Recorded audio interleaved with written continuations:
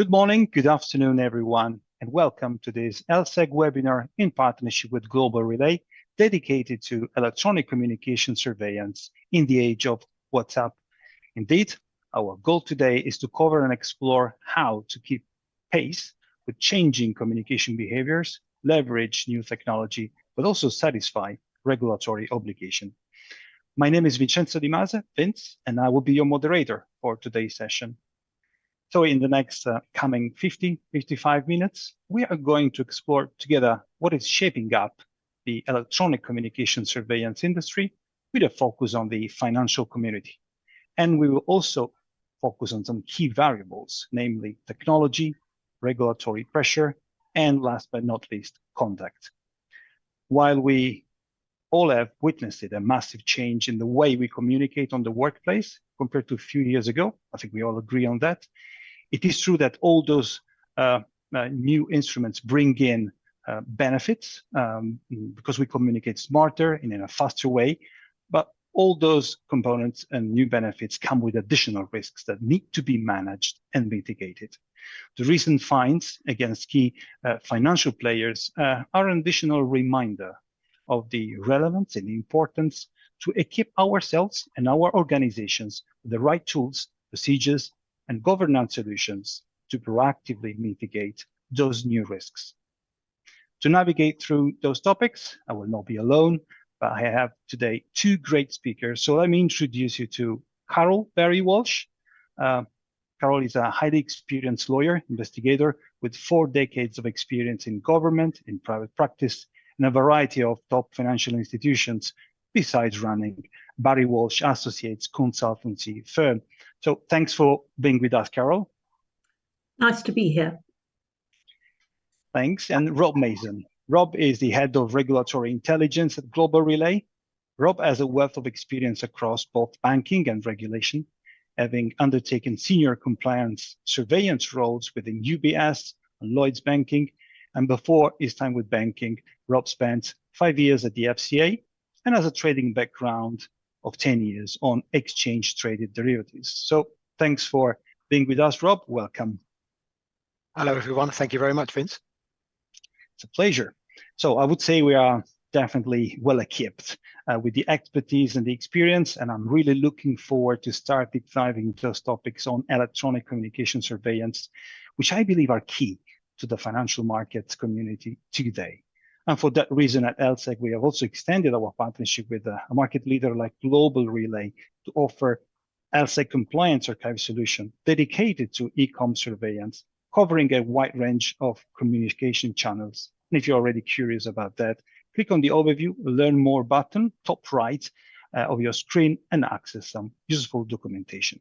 Now, before we start, a quick view on the agenda and some simple rules of the house. The agenda is extremely simple.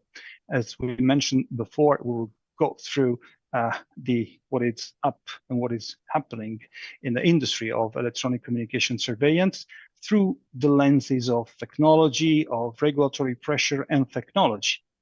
And beside that, let me also remind that while we'll have a couple of Q&A sessions in the middle and towards the end of the webinar, you can raise your questions at any point in time using the questions box available, again, top right section of your screen. We will pick up those questions covered during the Q&As and also make sure that we reply to all of the outstanding ones offline if needed. And in case of technical difficulties, please try refreshing the page as a first attempt. So let's now kick off our discussion on electronic communication surveillance. And if we can go back to the title of our webinar, Surveillance in the Age of WhatsApp, that already offers the opportunity to isolate at least 3 key variables. There is an age, time component, as we are communicating differently on the workplace and in our private lives, I would say, compared to 5-10 years ago. Second, there is a technology element enabling this change as we use WhatsApp as well as other applications whose accounts can be enabled in a few seconds. And finally, the third element, surveillance. So the role played by compliance and being compliant with regulations across jurisdictions. And let me add in here, we cannot neglect ourselves as individuals, so the human factor and the role of conduct. All of those component elements do constitute, if you want, the fil rouge of today's chat. And Rob, I would like to start from you, and Carol, feel free to jump in. Can you share some insights from your point of view about how electronic communications and regulatory landscape have evolved, maybe with a focus on financial services? Please, Rob. Yes, thank you, Vince. I think the first thing to say here is that it's clear that things are moving at quite a pace right now. Communication has always been a challenge for financial services, but the move to hybrid working, the bring your own device policies, the ever-increasing number of communication channels means that we're probably at a bit of a pivotal moment right now. As ever, expectations are in line with the financial regulators, and their expectations suggest that they're very apparent and aware of the landscape around compliant record keeping, communication, and surveillance. I think up until the more recent times, the regulators in the US, the SEC and the CFTC particularly, were not that keen on being seen as the phone or communication police. But now we've seen these fines, which are in excess of $2 billion in total. They've really moved the dial and suggested that their focus regarding the capture and recording and supervision of business communications is extreme. I think this has been recently capped off with really strong language used by one of the CFTC commissioners, Romero, in her recent comments, which leaves a little doubt around zero tolerance when failing to capture all business communications. I think we're also seeing a zero tolerance approach from firms too, with perpetrators who use off-channel communications facing clawback or bonus caps, or even worse, and losing their roles as a consequence. Firms have always had a prohibited communication or prohibition on some communications of non-approved channels. I don't think this was policed particularly well or even at all internally by firms, which I suppose renders it relatively ineffective. When traders and bankers are required to sponsor to clients, and often at the choice of what the client chooses with regards to the channel of communication, I think it's been difficult to see through that. There is obviously the enforced COVID lockdown where lines around correct communications methods became blurred, but individuals want to use comms that make doing business easy. Efforts from compliance to block these apps are being ignored because they interfere with the effective running of the business. So firms, I think, are beginning to look at technology solutions that enable compliant business communications and don't restrict them. I think overall, this WhatsApp issue is the compliance story of the last 2 years. So focus on it has been acute. I'll stop there. Can I add to that? I mean, I agree with everything that Rob has said. I think there are a couple of points I'd like to add. The technology has changed, but in a way, the sort of human conduct, the human behavior hasn't changed. And the fact that you've got communications channels which make communication so much easier and so much more informal has, in a sense, increased the risk, because it's a lot easier for employees to do things and to say things almost without thinking. They're not necessarily doing it out of malice or because they intend to misbehave. The speed of communication and the fact that it is so easy to do can make it easy to fall into a trap. So what you've got, in addition to what Rob has said, which is greater regulatory focus and greater scrutiny, the tests for compliance, I think, are twofold. One, how do you manage the use of these communications channels? Do you ban, do you limit, or do you control? And the second thing is, what is the risk that you're trying to mitigate? Because it's not just the use of the channels, but the use to which it's put.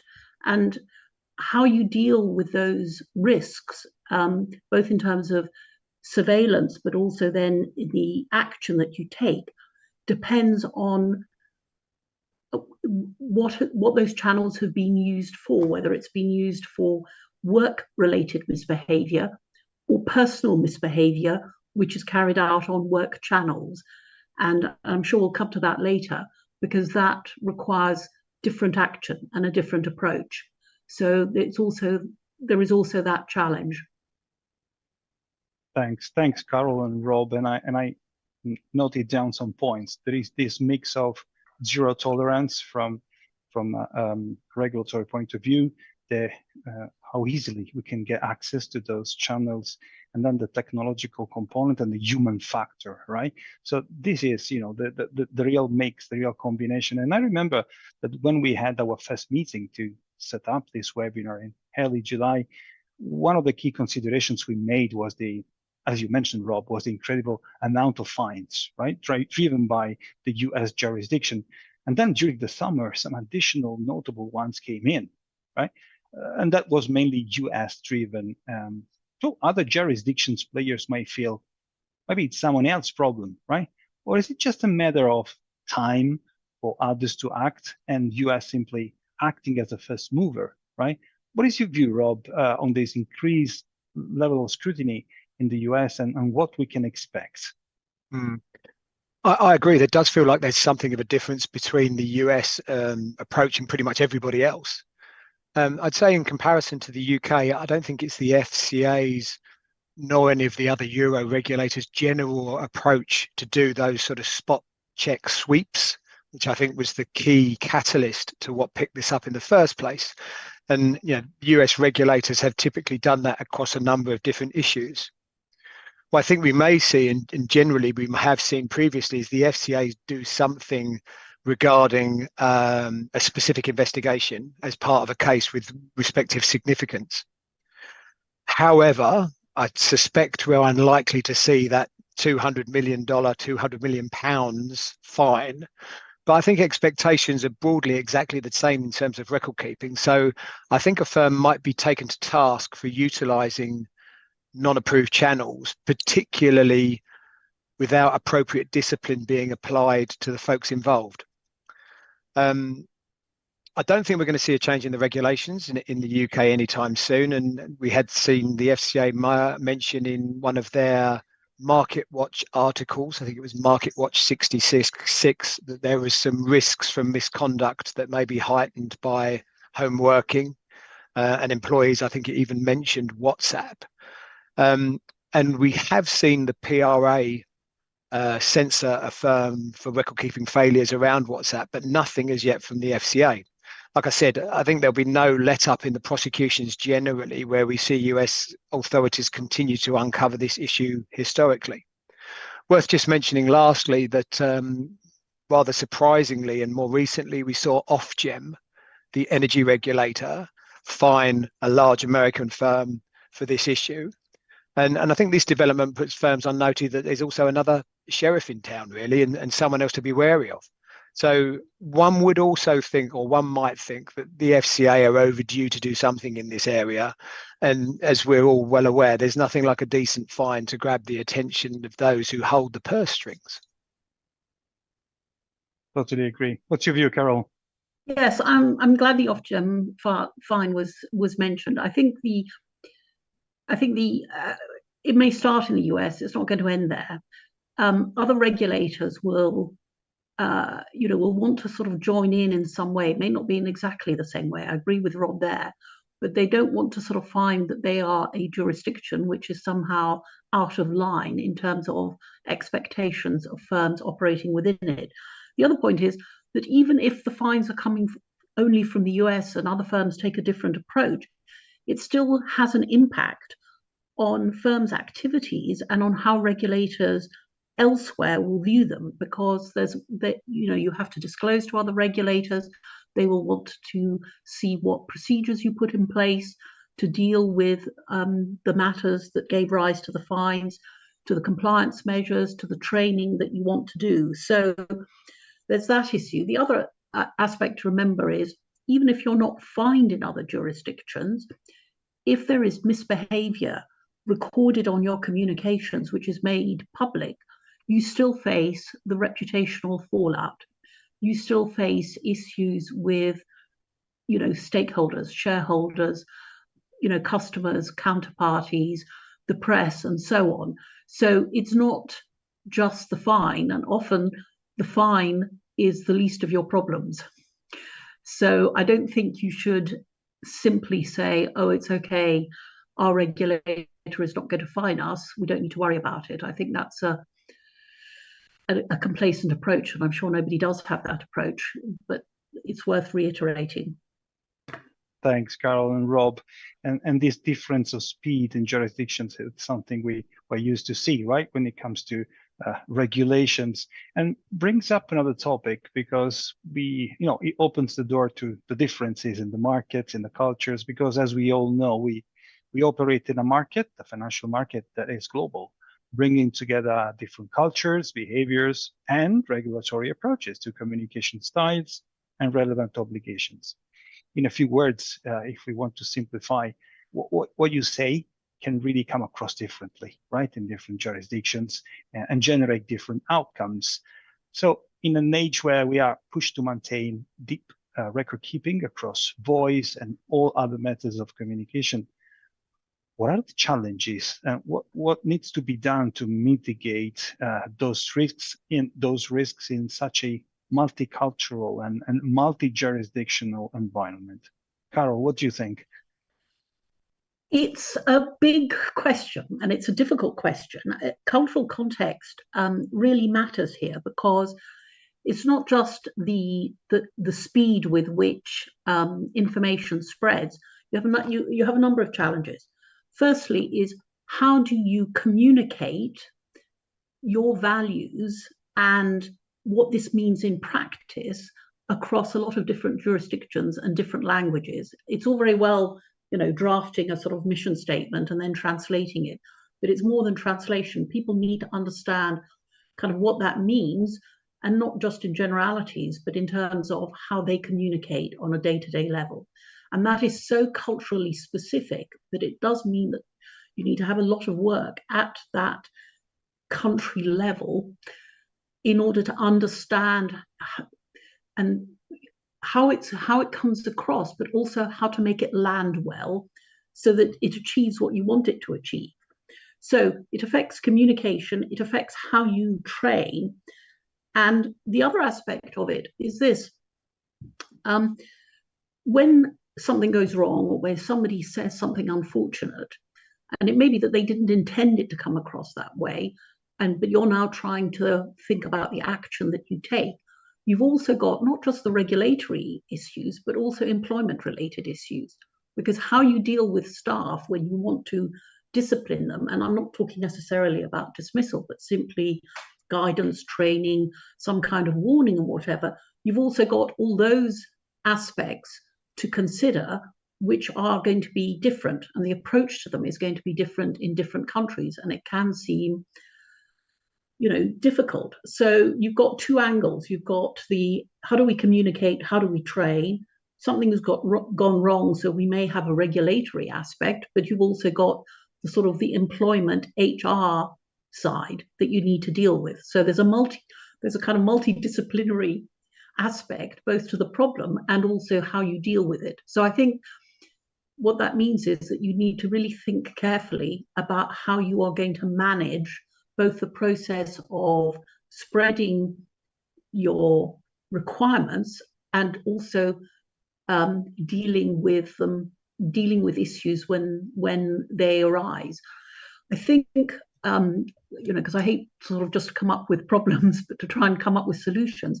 I think one of the best ways is actually to use examples to show people what's good, what's bad, what could come across wrongly, what's sort of on the board, and get people thinking about it. Because otherwise, if it's too much at a level of generalities, it may not really work. So I think if you can use examples, and particularly examples from your own firm, but also other firms that have come to light, real life examples, that can make it real, and it can get people thinking about the issues and about how they can address them in a way that makes it practical and more likely to achieve what you want to achieve. Yeah, now definitely. And you mentioned some very interesting points, right? Many angles to answer this question, which is big, right? And no one's want to find themselves into, in a fine or in an investigation, right? But when going through those investigations and fines stories, most of those fines were pointing out how some big financial institutions fail to maintain, preserve, or produce records on their communication, right?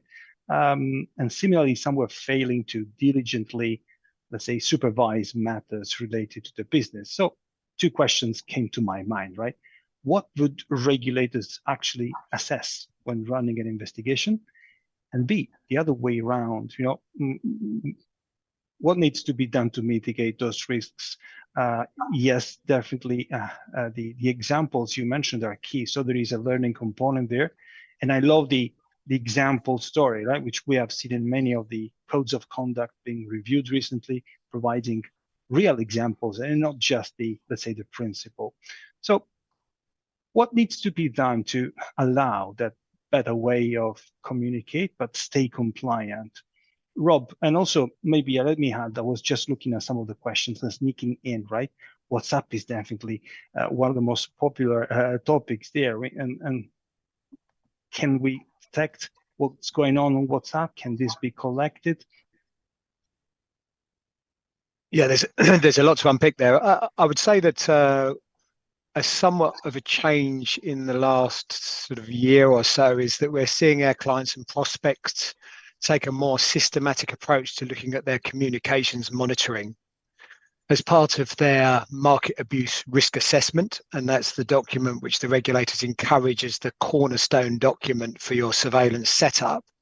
Firms are starting to undertake a much more detailed review of communication channels, and they're ensuring that that channel population is complete, so you're capturing all the right channels.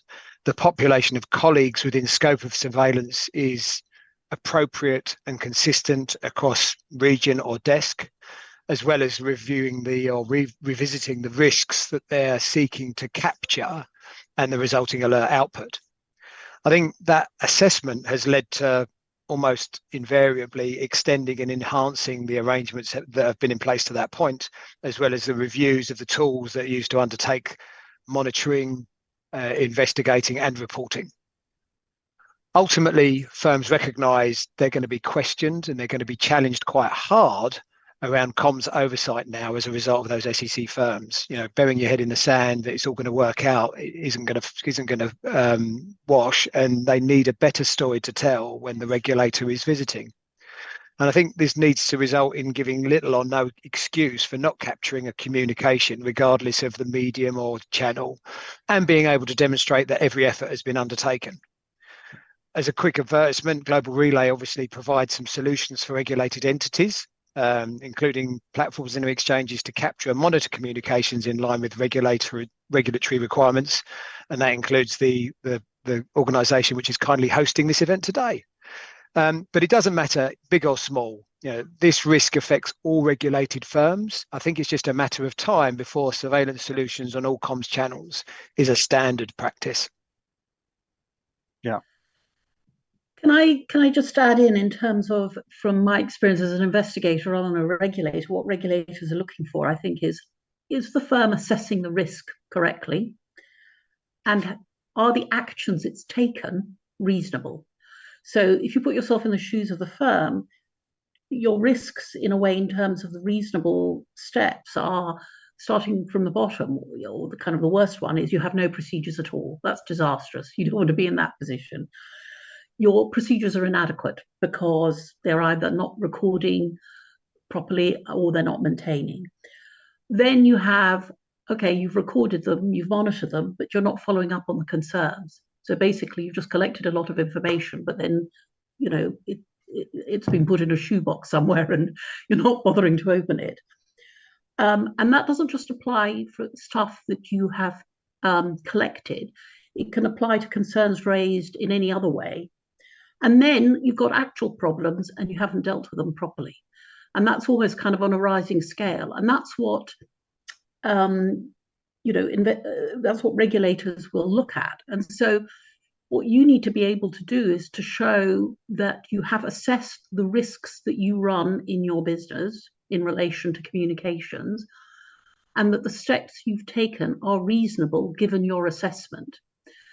And they may not be perfect and they may not be complete, but if you have a thoughtful approach to them and you are taking steps and you have a plan for dealing with any matters that are not yet covered, you're going to be in a much, much better position with your regulators and indeed with other stakeholders than if you've done nothing at all. If there is time, I do want to mention the sorts of risks that you need to be thinking about, because I think that it's easy to focus just on, have we captured the right channels? It's not the channels themselves that are the problem, it's what people do on them. And there's a variety of risks that you run. So there's the obvious one, which is work-related misbehavior, sharing unpublished price-sensitive information or confidential information or discussing pricing with your competitors. So work-related misbehavior, that's sort of obvious. Then there's personal use of work channels, i.e. somebody using work channels for, not just for kind of the normal, booking their holiday or whatever, but running a business, or very excessive use. That's, needs to be managed. Then there's sort of personal misbehavior, which has got nothing to do with work, but is recorded on a work channel. And I have, quite a few colourful examples of that kind of personal misbehavior. I mean, the usual, financial misbehavior, people talking about fiddling the tax man, misuse of drugs, and then some really quite eye-opening sexual misbehavior. And I think, if I may mention possibly the most exciting one, when I discovered that one of our senior members of staff was running a pornography site through work, sort of a pornography site that was linked to a brothel, which was quite interesting. And I remember another very senior person saying, "Oh, are we bothered about this? Because this is personal." And my response was, well, if you don't mind this being publicised on the front page of the Financial Times, I'm cool with it too, sir. And the response to that was, okay, we're not cool with this. Now, and then the other aspect, and I think actually this is often missed, is personal information or personal misbehaviour like that, if it's put on a work channel and relates to somebody employed in financial services, can also be used to blackmail people. And it's worth remembering that if somebody is a blackmail risk, then that's a weakness in your controls, because the sorts of people who want to sort of defraud others or misbehave will use those kinds of personal weaknesses to attack firms' controls. And as we all know, controls are only as strong as at their weakest point. So there are different types of risk, and you need to bear those in mind when thinking about how you monitor and survey, and also how you deal with issues that arise. And I think that a regulator will want to make sure that you have understood the risks that you are running in your firm with the communications channels that your employees use. So I'll stop there. Thanks, Carol. Definitely, yeah, it's always great to hear from the insights and from your experience. I love your two-steps approach, right? You mentioned first define the channels, but then also monitor and make sure you know how that is used, right? And definitely capturing that and also making sure it's used correctly is one of the most important challenges, as well as keeping that list of channels updated as technology and behaviors adapt. And that is also why also on our side at LSEG, in the development of new products and thinking about the FX community at advanced dealing, now replacing the good old conversational dealing, we made it in a way that could allow proper collection of those conversations, because they are important when you reconstruct how a deal is done and needs to be captured correctly from an e-com surveillance solution, because it's only when you have all the data coming from the different channels together that you can spot, some of the potential miscommunication or misbehavior. Now, before we go to the first round of questions from our attendees, and by the way, thanks for the questions. Keep going. There are some that I will pick up for sure. Some I've already tried to sneak in my comments. I have one question, because obviously we talked about the fines, and it's not something that was only happening last month. So 2022, first half of 2023, huge increase of fines. Yes, definitely they are working on it. But is there any lesson learned? How are financial market players reacting to this? Is there any major change in the approach that has been triggered by this? Are we learning, basically? Shall I start, or Rob? Rob, you go ahead. I'll go ahead. Okay. So what I'd say is, solutions are presently split between firms who are reconsidering or considering issuing mobile devices from the company, where all permitted communications are captured and non-permitted are disabled. So this will be a U-turn from those that remember the BlackBerry era some time ago. Alternatively, they're leveraging technology to ensure all channels can be captured on relevant devices, and that is a work issue device, but also a bring your own personal device where needed. So there's a consolidated, supervised oversight of all the records and ensuring that they are stored and monitored effectively. There's also been some regulatory action regarding issues with general voice communication recording, and there's been a bit of a reaction to that too. I think it's leading firms to having a fundamental revisit around all the arrangements they have around record keeping and surveillance of communications, both electronic and voice. And it's clearly, again, to reiterate, probably one of those topics that's going to be close to the top of the list if a regulator comes to visit or there's an exam. I think internally we're seeing the question of compliant culture rise to the top again, which is compliance officers trying to establish what they can do to motivate their teams to comply with policies. As I said at the start, prohibition of non-approved channels has been in play for a long time, but no one seemed to be adhering to that.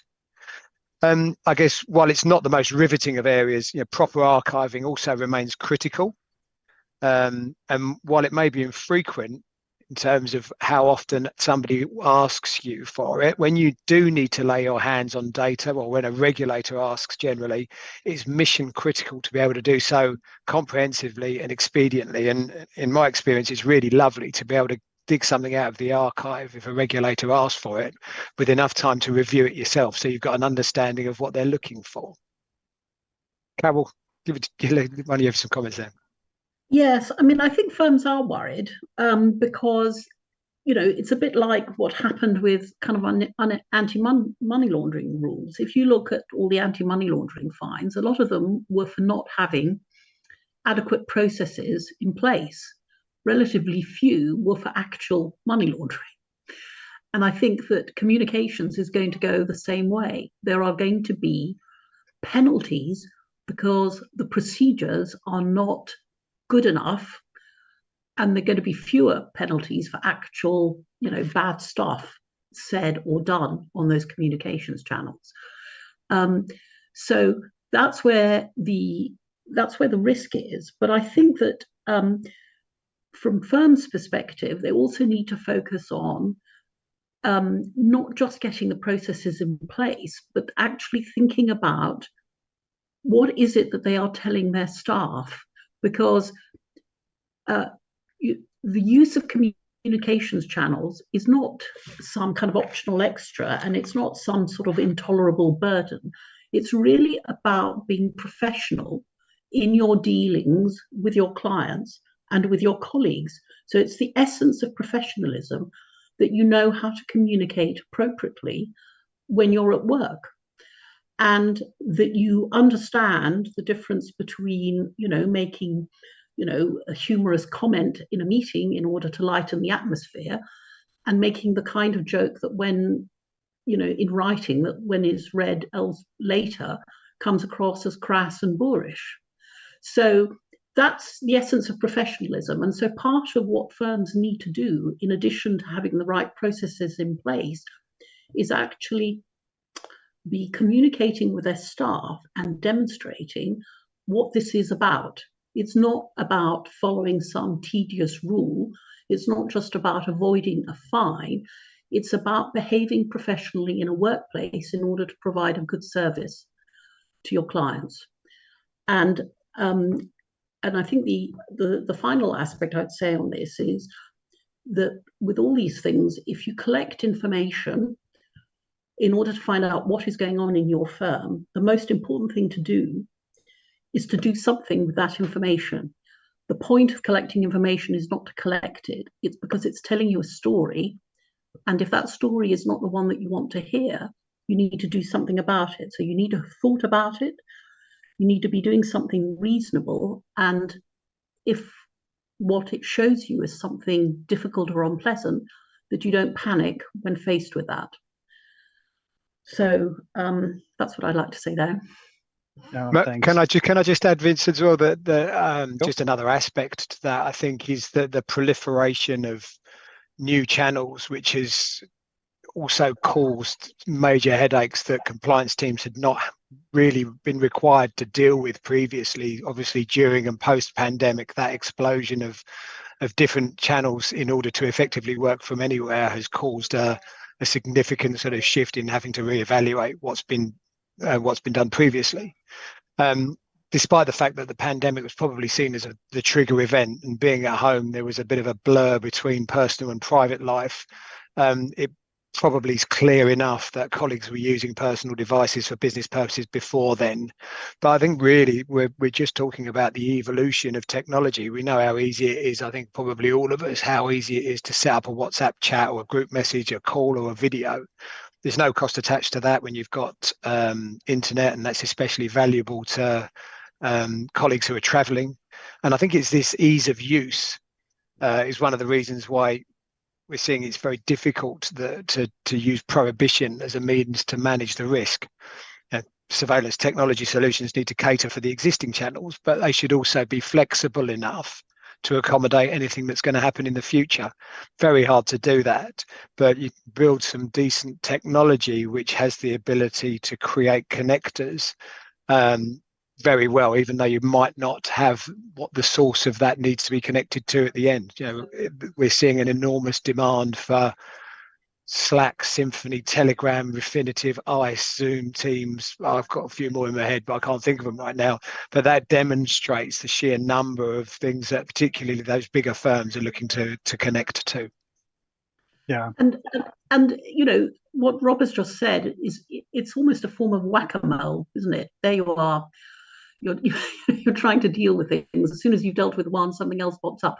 This is about how people communicate in the workplace. And, the key thing that you're trying to get with everything else that you do, the training, the values, and everything else, is to say people need to think about what it is they're saying, who they're saying it to, and how they're saying it. And if they're not doing that, they're not doing their job professionally. And that has to be the sort of underlying theme of everything else that firms do in order to give substance to the procedures, to the processes, and to the tools they have to create those guardrails and to reinforce, that message. Yeah, thanks. Thanks a lot, Rob and Carol. Precious views. And actually, I think with your comments, we covered at least 2 or 3 of the questions that we got from our audience, but there are a couple that I want to pick up, right? Definitely, there is one which is worth spending some additional 30 seconds. We already covered, but I love this one, right? For many reasons. Should not the single organization simply ban the access and usage of some tools, because this could be the first and more effective countermeasure, right? So we already covered that. Banning maybe not the best solution, but it's an intuitive reaction, right? And I don't think banning is the right way, but what's your view, quickly? So I think you're right. I don't think prohibition is the answer. Having said that, I was engaging with a few industry professionals last week, and I think all of them have revisited their escalation and breach matrix, i.e. where previously you'll have a very sort of minor misdemeanor might be a policy reminder or some training required, etc. And use of a non-approved channel may previously have fallen into that category. Now it's sort of immediately escalated to a higher level of breach where there'll be some compensation affected or even worse, and disciplinary action needed to be taken. So I think it's fair to say prohibition is still out there as being seeking to try and manage this risk in some way, and the way that a lot of the larger financial institutions are trying to do that is by raising the stakes, so increasing the potential penalty if you do get caught wrong in doing wrong. Yeah, no, definitely. Let me pick another one, because this one I think it's a good one, very good one. How can compliance officers enforce use your own device policies and review the use of WhatsApp and other applications without breaching privacy rights of the employees, and taking into account the fact that WhatsApp conversations can be deleted? Another key point. I don't know who wants to take this, Carol, Rob? Well, if you're using a device for work, then I think the message that needs to be got across is it's not private anymore. And if you use your work channels for private stuff, it's not private anymore. If you want to keep something private, you don't mix it with work. And I think a lot of employees don't realize that. So that's one issue. Now, obviously, there are different privacy laws in different countries. So you will have to take that into account. But when you're at work, and everything you do at work no employee should expect privacy with regard to what you do at work for your work. I think the other aspect of it, how do you manage it? I'm going to hand over to Rob at that stage, because I think that's in some ways a very technical issue, really. Yeah. So what I would say is, the monitoring that's undertaken across devices is across a very narrow range of risks. So we're not looking for stuff that's private or personal, and the range of risks actually is extremely narrow. We're looking for specific market conduct issues in line with regulations and legislation. So it's against the law to share information that's sensitive, and so forth. So I think that, first of all, I would say that, we're only looking at a sliver of the communications, not looking at everything and dipping into people's private lives.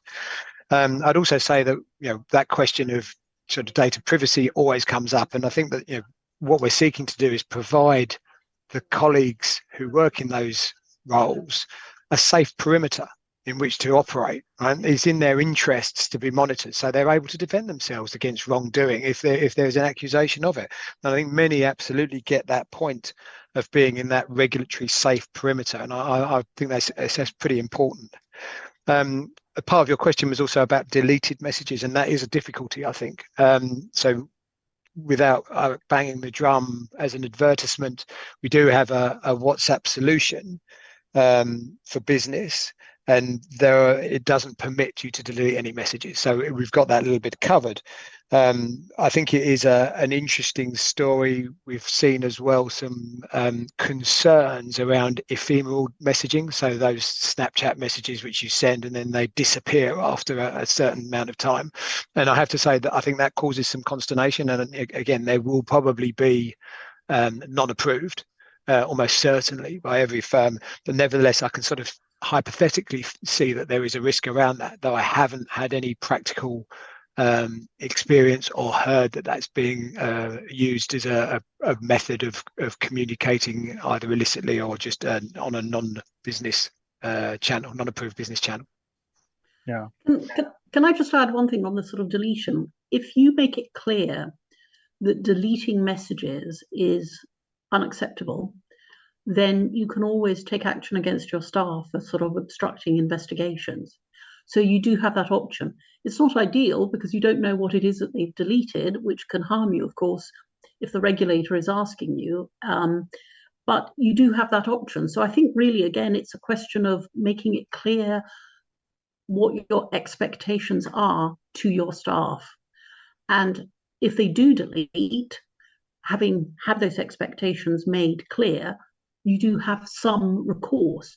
It may not be ideal, but it helps you with a regulator that you have taken some appropriate action. So it's better than, it's better than nothing. Like Rob, I'm not in favor of banning as a whole. I mean, there may be some where you need to ban for two reasons. One is that if you ban, you've automatically or you very easily made wrongdoers of your employees if they use it, or you have to have a ban and then say accepted exceptional circumstances, and then you get into kind of arguments about the exceptions. But the other main reason is you don't know what is happening. You don't know what they're doing, and therefore you're not able to assess your risk as well as you might. It's better to know than not to know, because if you know, you can assess risk and manage it. If you don't know, you're driving blind, and that's always uncomfortable. Yeah, and back to what you said at the beginning, assessing risk is key, is the key element. Thanks for your comments. Thanks for the questions. Let's speed up a bit, and I would like now to get our attendees' views on a specific topic, right? With a very simple poll question that hopefully will appear now in a few seconds on your screen. It's a very simple question, but let me read it with you, right? Have you recently completed any learning or training module on compliant usage of electronic communication channels in your organization? And the answers are easy: yes, no, or not yet, but planned. So again, have you recently completed any learning or training module on compliant usage of electronic communication channels in your organization? So let's wait 2-3 seconds more. And I wish we can now be able to look at the results. I don't know if we can publish those. I'm just having a look at the results. Oh, can't display. Let me see if I can. Can you see Rob or Carol on your screen? Maybe it's mine, which is no, or can someone put on the chat, the internal chat, so that we can comment? Because, you know, learning is a great indication of, you know, actions taken. Let me go to polls here. Yes, I've got the responses. So, well, it's interesting, right? Yes, 46%, let's say 47, it's growing as we speak. No, 40%, not yet planned, but planned, 13%. So I would say there is a nice split, and it's going more towards 50-50 between yes and no or not yet. But that is an interesting scenario, right? Because not everyone has started, but it looks like, you know, we are starting to see learning coming through, right? What's your quick view on those results, Carol and Rob? I'm slightly surprised that no is as high as it is, to be honest. I mean, I'm hoping that's because, you know, next week they're all about to launch something or to think about launching something. That would make me feel slightly worried, I must say, if that was in a firm I was working for, just because, you know, if somebody external asks you, what are you doing? And you're saying we're doing nothing, it would make me feel a bit exposed. So I'd be interested to understand, you know, why they're not doing anything. Is it because they don't know what to do, or is it because they don't think that they are at risk? I think. Yeah, no, it's interesting. And as we speak, the number of no, not yet is kind of growing, even to 53 as we're getting more responses. We have a lot of participants, so thanks for that. And yeah, I cannot agree more, right? Learning can be seen as a proactive measure, right? To work and prevent any of those circumstances we all want to avoid. And actually, this poll result is a good segue into potentially my next question, right? Mm, yes, learning can be seen as one part of the solution, right? But the most expensive policy won't cost as much as the fines and the fallout of those miscommunication and bad behaviors, right? Trading loss, legal bail, reputational risk not to be neglected, the fine itself, all the remediation activities involved and triggered. So uh, to me, it makes sense to start thinking of setting up a proper surveillance policy. So what are the pillars there? And what should compliance managers, but also technology officers consider? Rob, what do you think? What are the key steps there? Yeah, this is in my wheelhouse, really. You know, having spent a fair amount of time being a sort of a head of surveillance for a tier one, I think in my mind the key practical pillars around a surveillance solution are data, engine, and people. So each of these are unbelievably critical. Data, you know, a complete channel inventory if we're talking about communications, but across any surveillance solution, a complete inventory so that you know you're capturing all of the channel and also all of the content within each channel, comprehensive, complete and accurate and intact with all of the relevant metadata that's also so critical. So that will be stuff like addressees, who it's to and from, time and date, all the CCs and BCCs as well in there. Firms' data tends to be inconsistent and it's very rarely absolutely perfect, but you've really got to do your utmost to get the optimum level of data to get some meaningful output. Some of the things that we had which were problematic from my own experience were attestations were required from upstream data owners so that you can gain as much reliability and robustness to that data as is possible. So when the data pours in, hopefully it comes into your engine of whatever's driving the identification of risk. So the engine choosing that correct one is difficult. It might be something that you choose to build. Possibly alternatively, there's a number of vendors. But identifying that is quite a tricky challenge, particularly when you're comparing an internal build to an external bought solution, and like for like, making sure you compare them appropriately is important. Each firm's requirements are not going to be the same, and may favour one vendor which covers more than one discipline, and I think that's certainly a relevant factor. I think firms also build with mixed degrees of success from what I've seen, and it's hard for a financial firm to keep up with a technology firm because that's not really what their sweet spot is.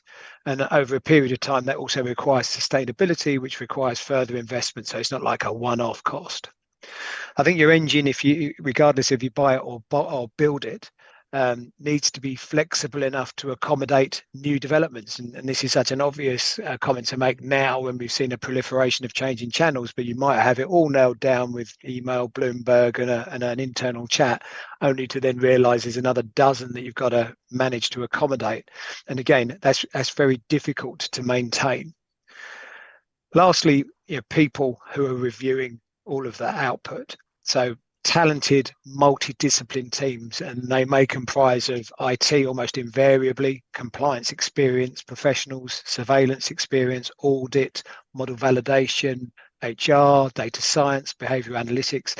Just give some insight into the different categories of skill sets which colleagues need to have to be delivering a successful team. And I would add to that, I agree with all of that. Once you have all of that, you need to analyze, you need to prioritize what you analyze, again, based on your risk assessment. And above all, you need to act. Because if you know of a risk and you know that it's a serious one, or one that, is in the news or is prioritized by regulators or is a particular issue, and you haven't acted, you're almost in a worse position than if you didn't know about it. So you absolutely need to have a team in place or some way of acting on the information that you collect, and acting in a way that shows that you have thought intelligently about how to deal with it. It doesn't mean that you have an instant solution or that you've resolved the problem, but you have a plan for it, and one that you can explain the thought process behind it and the justification for it. Collecting information, however brilliantly, and then just not doing anything with it is pointless. Yeah, I totally agree, Carol and Rob. And complacency is not what we are looking for. And, you know, from a compliance management point of view, it's the place where you don't want to be, right? And also to back up your comments, which I found extremely relevant, Carol, beside the technological solutions, and we know that, you know, technology can help, right? There is a lot about procedures and governance, right? You can store, and I remember this comment from many counterparties. So yes, we're storing, but it's not storage per se, which solves the problem, because then you have procedures in place so that you can also respond quickly to an investigation, and that already positions you better. But most importantly, you have a plan. You have a set of activities defined when something is flagged in order to react and demonstrate that you have that procedure and that you have acted accordingly. Now, time is flying quickly, and now before jumping into some final Q&A from our attendees, right?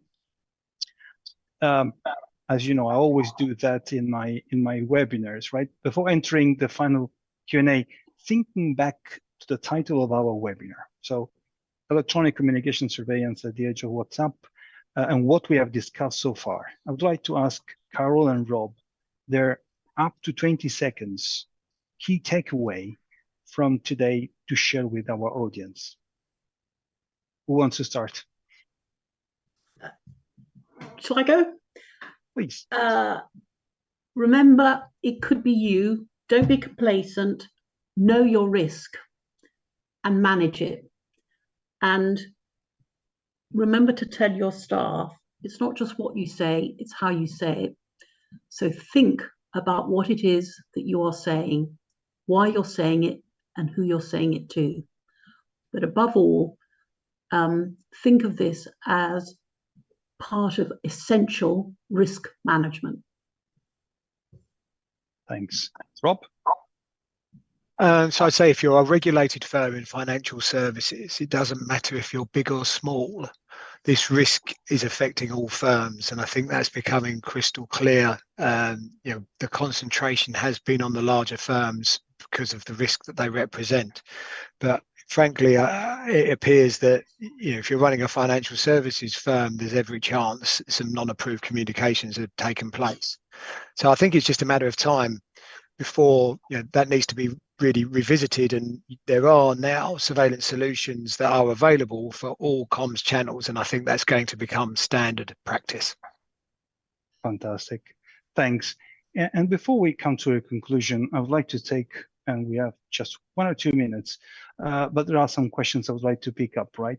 First one, what are the speaker's opinion on covering video surveillance? So recording Zoom calls, team calls, in case people hold up messages, show documents over screen shares. That's a nice one. Rob, what do you think? Yeah, sure. So I think that, you know, it was said by one of the regulators earlier in the year that video is seen as another medium, another channel of communication, so it should be captured. I think the reality of that is firms are seeking to try and capture the audio of a video call. Now, that doesn't mitigate your risk that you suggest, Vincent, of somebody lifting up a sign and saying something that is not what they're actually audibly saying. However, I think they, at being able to identify who's saying what, I think is now becoming slightly better. The quality of voice monitoring and transcription into a position which can be monitored effectively is now a reasonable risk management tool. I'd say that, you know, capturing all the video is a hugely expensive task, and obviously the record keeping requirement around that is massive because the files get very big very quickly. So I would say that the present general position is that the firms are looking to manage it by just capturing the audio of a video call. Fantastic. And great. With that question, I think we have reached our time. It really went quickly. Before closing the session, I would like to thank all of the attendees for staying with us. and for your questions. We will respond to your question. We answer the questions offline and distribute. But thanks, because that fueled the discussion. I've tried to jump in with some of your questions, inserting into the chat we had with Carol and Rob. A big thank you to you, Carol. Rob, thanks for being with us today and for your insights on what is next for the financial industry when it comes to surveillance of electronic communication. That was really insightful. This webinar is being recorded. There was a question on this, so yes, it will be then available. At LSEG, we have built a solution, as we alluded before, for electronic communication surveillance in partnership with Global Relay, capturing more than 50 different channels, including WhatsApp, Teams, Outlook, Bloomberg, and more. And if you want to discover, just click on the Learn More button, top right of your screen, get in touch with our account managers, or visit our website. That is all for today from this webinar. Thanks for joining, and stay tuned for the next coming ones. Bye for now.